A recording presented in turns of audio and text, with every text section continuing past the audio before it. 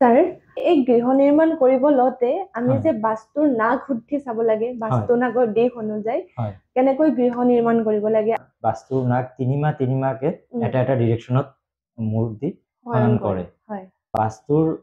পেটত আমি ঘৰ নিৰ্মাণ কৰিব লাগে বাস্তুৰ নাগ যেহেতু বাওঁফালে কাটি হৈ শুই থাকে সেই কাৰণে বহাগ মাহত বাস্তুৰ মূৰ থাকে পশ্চিমত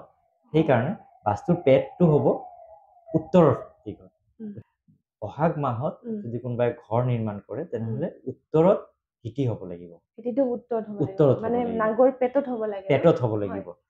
আৰু জেঠ মাহত আহাৰ মাহত আৰু শাওণ মাহত এই তিনটা মাহত নাগৰ মূৰটো থাকে উত্তৰত হয় তাৰ কাৰণে ক্লকৱাইজ নেক্সট যিটো ডিৰেকশ্যন ইষ্ট চাইডত পেট থাকিব সেইকাৰণে নাগৰ পেটত আমি ঘৰ নিৰ্মাণ কৰিব লাগিব তো পূবৰ ভিটিত ঘৰ নিৰ্মাণ কৰিব লাগিব পশ্চিমৰ যেতিয়া ৰোড থাকিব ৰাস্তাটো যেতিয়া পশ্চিম ফালে থাকিব তেতিয়া পূবৰ ভিটিত ঘৰ হ'ব সেই তেনেকুৱা ঘৰবিলাক আমি জেঠ আহাৰ আৰু শাওণ এই তিনিটা মাহত নিৰ্মাণ কৰিব পাৰি তাৰ পিছত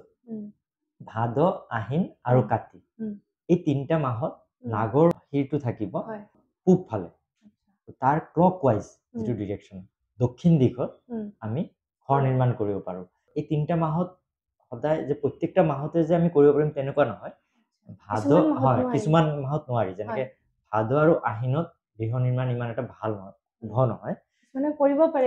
পাৰে কিন্তু মানে ইমান এটা শুভ নহয় কাতি মাহত বেছি হয় তেনেকুৱা আমি সেই তিনিটা মাহৰ ভিতৰত যিটো শুভ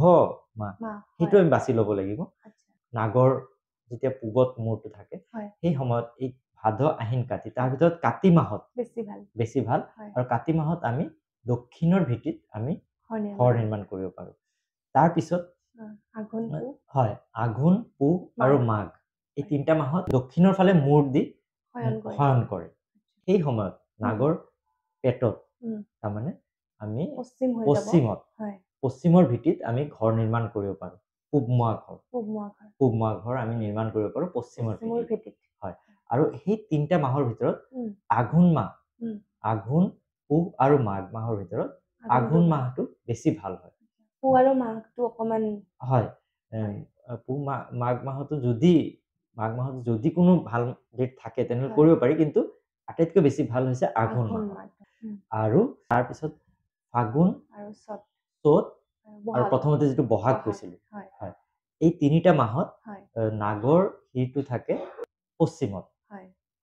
সেই পশ্চিমত থকাৰ কাৰণে আমি উত্তৰৰ ভিটিত আমি ঘৰ বনাব পাৰোঁ দক্ষিণত যদি ৰাস্তা থাকে তেতিয়া আমি উত্তৰৰ ভিটিত আমি ঘৰ বনাব লাগিব সেই তেনেকুৱা ঘৰ আমি ফাগুন চ'ত আৰু বহাগ এই তিনিটা মাহৰ যেতিয়া নাগৰ মূৰটো শিৰটো যেতিয়া পশ্চিমত থাকে তেনেকুৱা চ'ত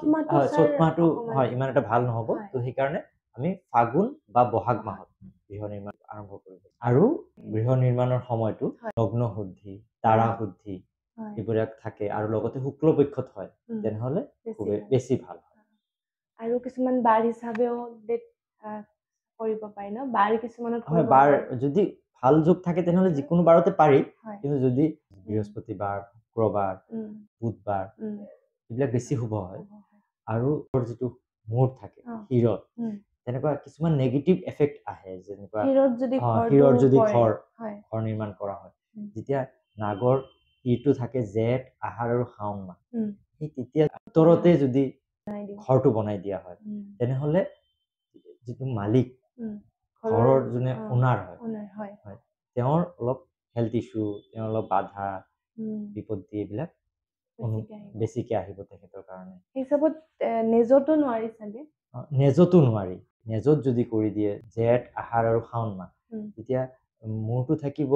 উত্তৰত আৰু নেজটো থাকিব দক্ষিণত দক্ষিণত যদি কৰি দিয়ে তেনেহ'লে ফিনান্সিয়েল লছ আহিব পাৰে আৰু যদি পশ্চিমত কৰে তেনেহ'লে সন্তান আৰু লাইফ পাৰ্টনাৰৰ কাৰণে নেগেটিভ এফেক্ট আহিব বাধা আহিব তো এই জেঠ আহাৰ আৰু শাওণ মাহত পূবত কৰিব লাগিব পেটত কৰিব লাগিব আৰু একেদৰে যেতিয়া ভাদ আহিন আৰু কাতি যেতিয়া মূৰত থাকিব পূব ফালে নোৱাৰি পূব ফালেও নোৱাৰি যে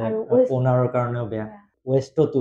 নেজ থাকিব, পশ্চিমতো নোৱাৰি কিয় নেজত ফিনান্সিয়েল প্ৰব্লেম, আৰু উত্তৰতো নোৱাৰি কিয় পিঠিত কৰিলেও সন্তান আৰু লাইফ পাৰ্টনাৰৰ কাৰণে বেয়া। পেটত কৰিব লাগিব। পূবত যেতিয়া থাকে তেতিয়া আমি দক্ষিণত কৰিব লাগিব। হয়, এইখিনি হৈছে গৃহ নিৰ্মাণ আৰম্ভ কৰাৰ বাস্তু নাগ অনুসাৰি কৰা বিচাৰ। গতিকে আশা কৰোঁ আপোনালোকে উপকৃত হৈছে। ধন্যবাদ। ধন্যবাদ।